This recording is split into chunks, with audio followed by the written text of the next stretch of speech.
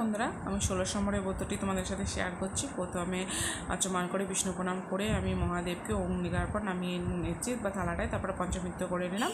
তারপর সাদা তাওয়ালে ভালো করে পরিষ্কার করে নিলাম। এবার সে চন্দন দিয়ে আমি তিলক করে নিচ্ছি, উত্তরীটাও করে নিচ্ছি। আমি যে মালাটা পরিয়ে দিচ্ছি সেই মালাটার মন্ত্রটা বলতে হয়, সেইটা হলো ওম নমঃ শিবায় ইদাং পুষ্প মাল্য নমঃ শিবায়।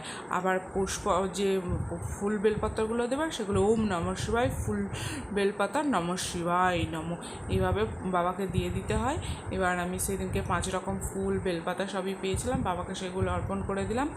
এবার বাবাকে যে জল ঢেলে মন্ত্রটা বলতে হয় সেটা হলো ওম ত্র্যম্বকম অজাময়ী সুগন্ধিম পুষ্টিবর্ধনম উর্বারুমিও বন্ধন মৃত্যুর্মুক্ষী মমিতম। এভাবে তোমরা মন্ত্রটি বলে নেবে। ওম নমঃ শিবায় 108 বার বলে নেবে। এবার আমার স্বামী অসুস্থ বলে আমি এখানে কালো তিলটি অর্পণ করেছি। আর এইভাবে আমি আমার পুজোটা করে থাকি। ভালো লাগলে একটা লাইক করে দিও, শেয়ার করে